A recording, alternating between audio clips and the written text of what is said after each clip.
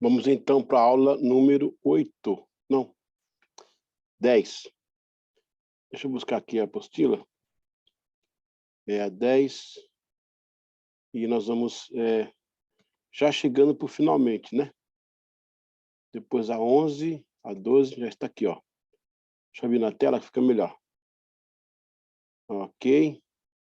Pronto, eu vou chamar aqui o vídeo e buscar a nossa tela. Está lá, ok? Nós vamos estudar agora Miqueias, Naum, Abacuque e Sofonias. Miqueias, Naum, Abacuque e Sofonias. Nós estamos encerrando os profetas menores. Já falamos dos maiores, vamos chegando ao finalmente. Aliás, essa é a 10, né? Aí nós temos a 11 e a 12. E aí fecharemos o ciclo desta matéria, ok? Vamos lá, Miqueias. O tema é julgamento e esperança. O autor é o próprio Miqueias, segundo a tradição. Miqueias, ele era de Moreset Gate. Moreset Gate, uma cidade rural no reino de Judá. Você pode ver pela referência aí. A data do livro consta de 704 a 696 a.C. Deixa eu colocar aqui. E o assunto revelou que a iniquidade da liderança de Israel traria destruição a Jerusalém. Porém, aliviou quando afirmou eloquentemente que o Pai Celestial ouve as orações de seus filhos. E como apresenta Cristo? Jesus Cristo é um advogado e uma luz para todos. Capítulo 7, versos 7 e 9. Na esperança adorou ao Senhor Deus, dizendo que Jeová perdoa a iniquidade e não retém a sua ira para sempre, porque ele tem prazer na sua benignidade. Não sei se você notou, mas esse livro de Amós, ele está listado, no caso aí, ó, 609, que é a data final dele. Pois bem, a gente percebe nesse caso que Deus está definitivamente dando uma chance para o seu povo, certo? Porque olha a data que está aí. O cativeiro já vai acontecer para Judá, né? Lá mais um pouquinho à frente. Judá será levado cativo. Mesmo assim, Deus continua tentando abrir os olhos de Israel, né? Tentando dar uma chance para Israel, fazendo com que Israel se converta dos seus pecados e possa resolver esse problema. Gente, se eu posso falar, o período dos profetas é o período de misericórdia de Deus. Porque, olha só, Deus poderia simplesmente ignorar a situação, certo?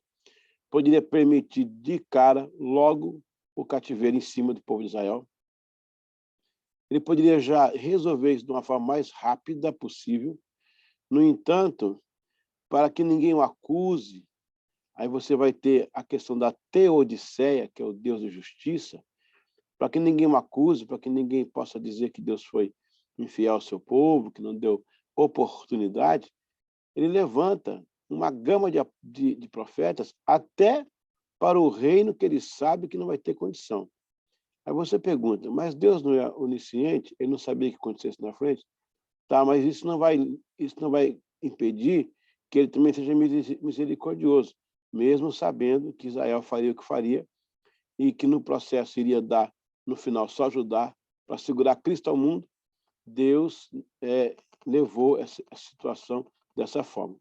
Então, nós temos que entender que a misericórdia do Senhor, até no Antigo Testamento, é muito grande para livrar o seu povo, né, da forma como ele fez. Eu falei agora há pouco Amós, mas eu quero pedir desculpa, que é Miqueias, né? Nós estamos estudando aqui Miqueias. Nós vamos agora para Naum, entender um pouquinho de Naum, né, o seu contexto dentro das profecias de Israel. Deixa eu ver aqui.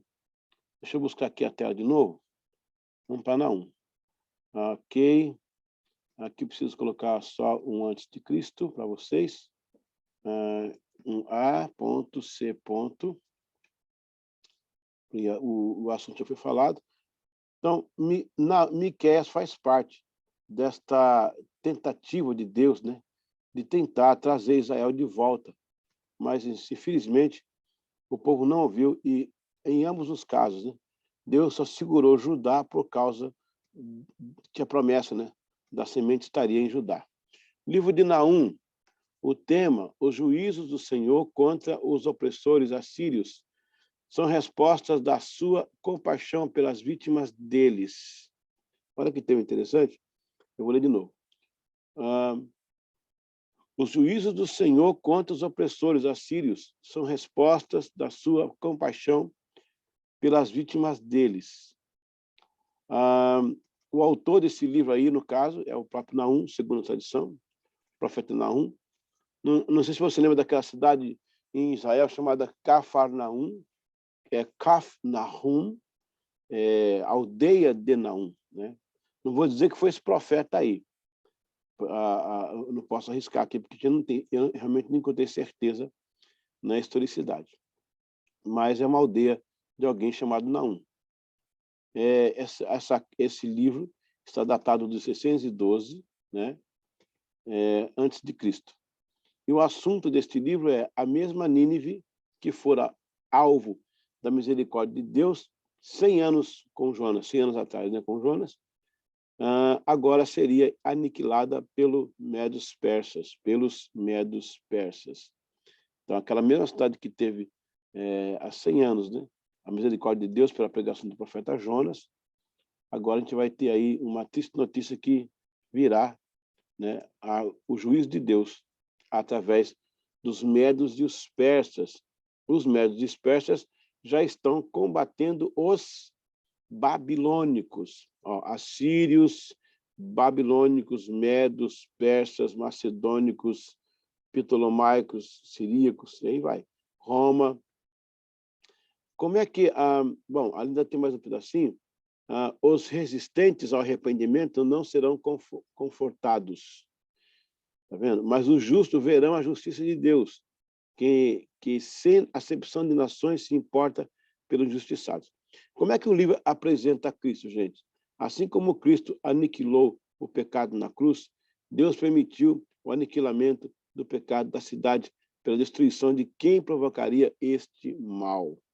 Então, o livro de Naum, ele é pequeno, mas ele é bem pontual nesse sentido. Vamos agora entender o livro de Abacuque. O que nos traz Abacuque? Pergunta. Abacuque tem um tema seguinte: perguntas, respostas, fé e esperança.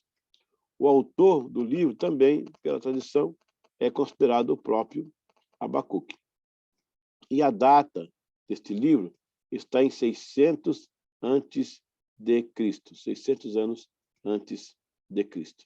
Qual que é o assunto desse livro? O profeta estabelece o diálogo com Deus de uma maneira diferenciada. Capítulo 1, verso, aliás, 1 ao 2, né? Como por exemplo, oração em forma de cobrança. Deixa eu colocar aqui como por exemplo, oração em forma de cobrança. Tipo, até quando, Senhor, clamarei eu, e tu não me escutarás? Tá vendo? Então, era uma oração assim. Ele fala também, né? Aviva as tuas obras no meio dos anos, né? Faz a notória. Interessante. E aí nós vamos ter aí, como ele apresenta, né, Jesus Cristo para o mundo. Ele apresenta Cristo da seguinte forma: o intercessor diante do Pai. No capítulo 3, versículo 13, identifica o Salvador e o ungido, que são referências a Cristo e sua obra.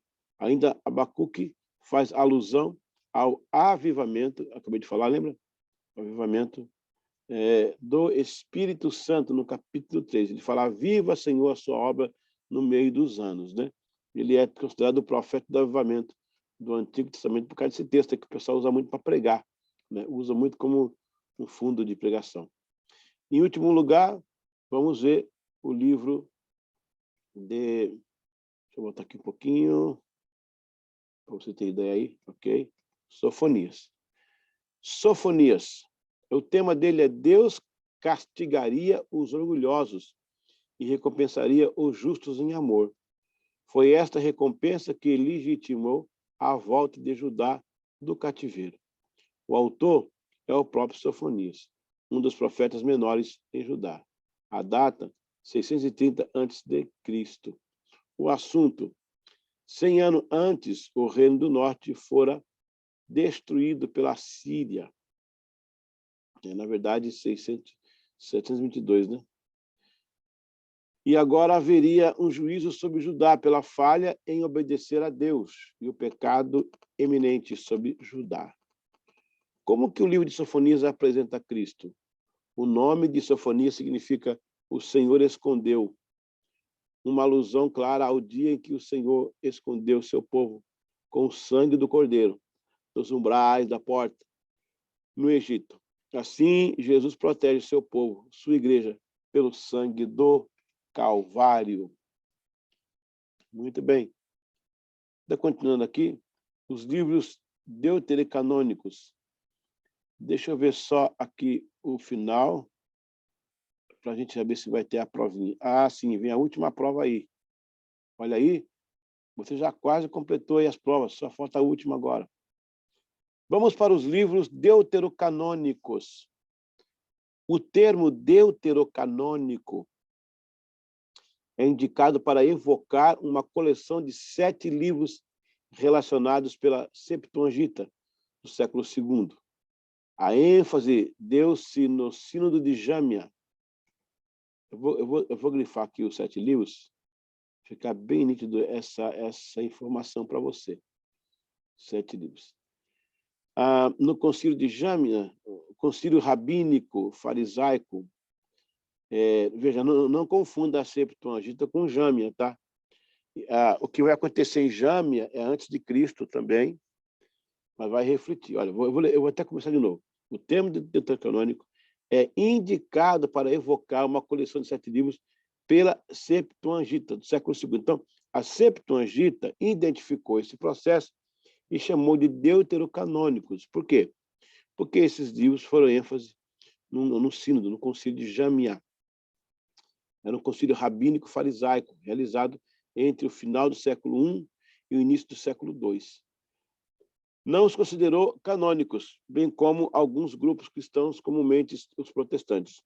Mas houve mudança de entendimento e depois foram admitidos como autênticos pelo Concílio de Roma, em 382 d.C.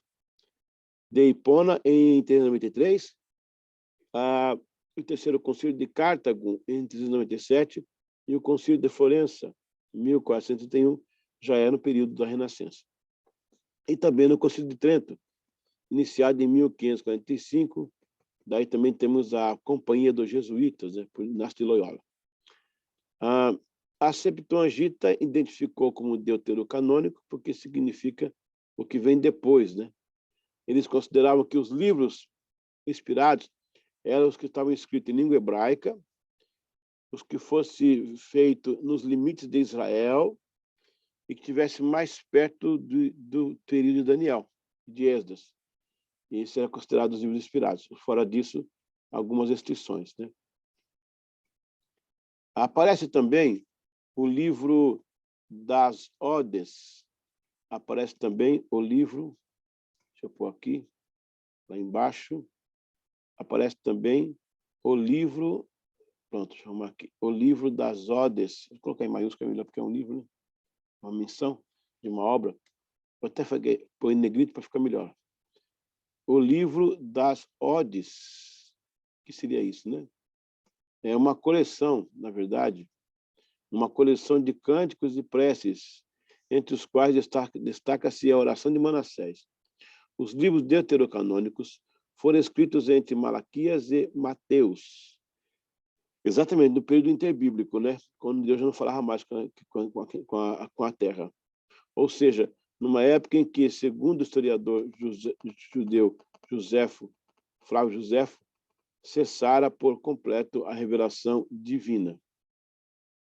Isso faz dele um sensacionalista, né? Ok. Vamos então para outro parágrafo. O termo deuterocanônico é formado pela raiz grega deutero, segundo, canônico, que faz parte do cânon, isto é, do conjunto de livros considerados inspirados por Deus, e normativos por onde uma religião ou igreja. Ok. Por uma religião ou igreja. Assim, o termo é aplicado a livros e parte dos livros bíblicos que só no segundo tempo foram considerados como canônicos.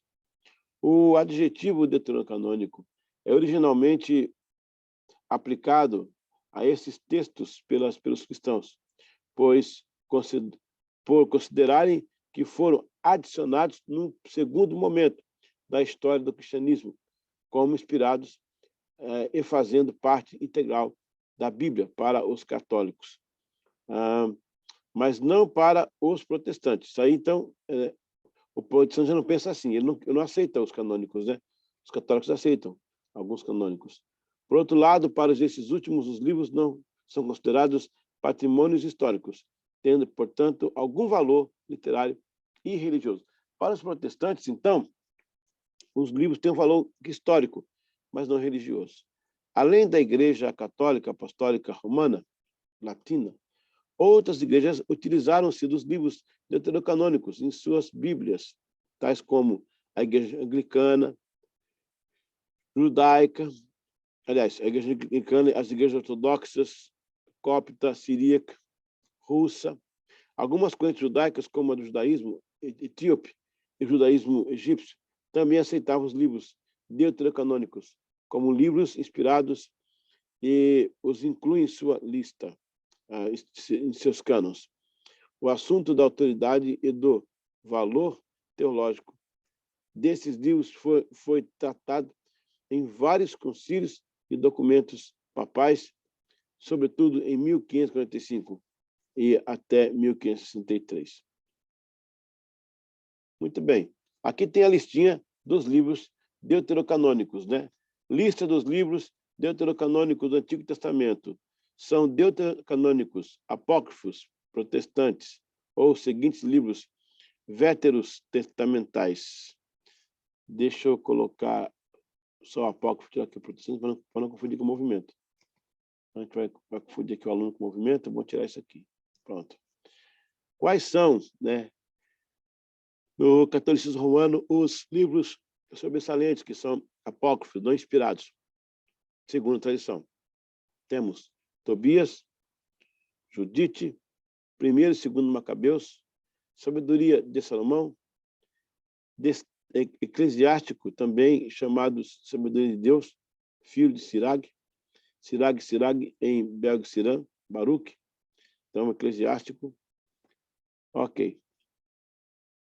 Esses são os livros que nós estamos aqui mencionando, né? Vamos descer mais um pouquinho. Ok. Catolicismo ortodoxo, ortodoxia oriental.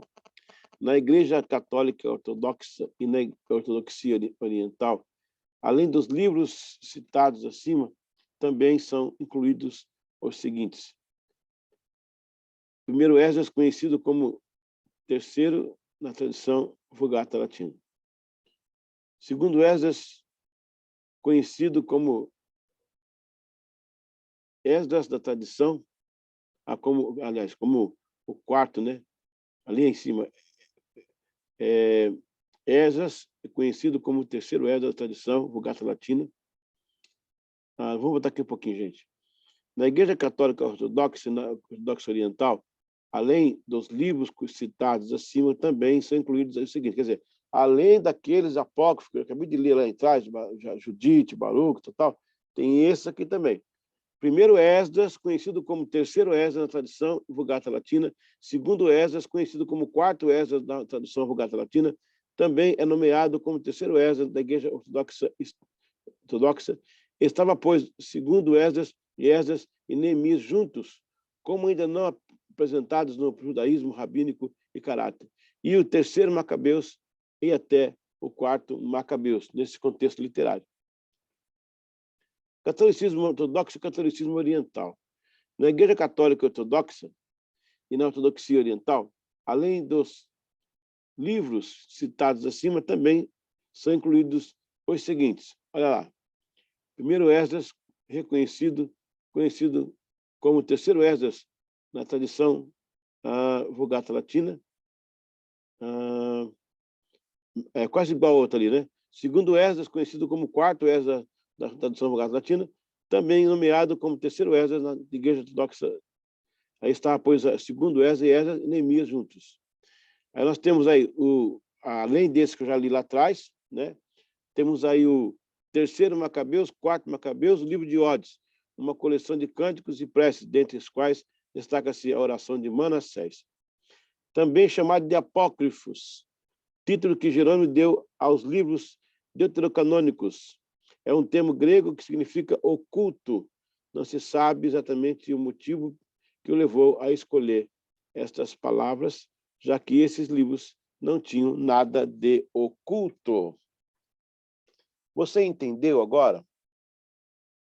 A Bíblia protestante, ela não possui esses 7 livros e nem esses apêndices aí. A Igreja Católica, ela inseriu, e também a Ortodoxa Oriental. Elas mesclaram alguns livros aí, mas tem muito mais livros do que nós temos. Porque na concepção hebraica, o livro, para ser consagrado, ele deve ser em hebraico, deve estar escrito no limite de Israel e no contexto daquela época. Para os cristãos que tenham tido encontro real com Jesus, que fosse um dos apóstolos, que tenha presenciado o milagre pessoalmente, seja os apóstolos também. Então, assim, dos dois lados, nós temos esse cuidado na montagem do cânon sagrado. Vamos à nossa provinha. Tá facinho. Primeira, aliás, essa aqui é a 10ª, né, gente? Olha lá, ó. Acabou, tá? Depois disso aqui acabou. Aí o monitor aí, o coordenador vai somar as notas dos alunos. Em Miqueias, a palavra que resume o livro é o quê? Esperança, fé ou misericórdia? Qual a palavra que rege, então, o livro de Miqueias? Esperança, se você acha que é A, que é esperança, coloca um A. Se acha que é fé, coloca um B. Se acha que é misericórdia, coloca um C. Em Naum, a palavra que resume o livro Naum é o quê? A, vida, B, morte, ou C, juízo. Em Naum, a palavra que resume o livro é A, vida, B, morte, C, juíza. Terceira pergunta. Em Abacuque, a palavra que resume o livro é aviva, B, compadece, C, ouça. Qual das 3 palavras mais se identifica com o livro de Abacuque? Vamos agora os Sofonias. Deixa eu arrumar aqui Abacuque para ficar bem legal. Espera aí. Aqui, Abacuque. Vamos lá, Abacuque. Em Sofonias, deixa eu aumentar aqui melhor. Opa, não, depois, agora não. Em Sofonias, capítulo 4, desculpa, a 4ª questão. Em Sofonias, a palavra que resume o livro é A, recompensa, B, atitudes, C, motivação. É recompensa, é atributos ou é motivação? Qual que é a palavra que resume o livro de Sofonias, ok? Muito bem. Pega as suas notas, reúne o gabarito, veja o que você fez, se foi um B, 2C, e manda para o coordenador aí na sala de aula ou manda aí pelo e-mail, mas que chegue até a direção para levantar a sua nota. Eu fico por aqui, nós vamos para a aula número 11, estamos quase acabando, falta pouco, valeu a pena esperar, valeu a pena ficar até agora, porque a coisa está acontecendo. Então, até daqui a pouco, se Deus quiser. Fica na paz.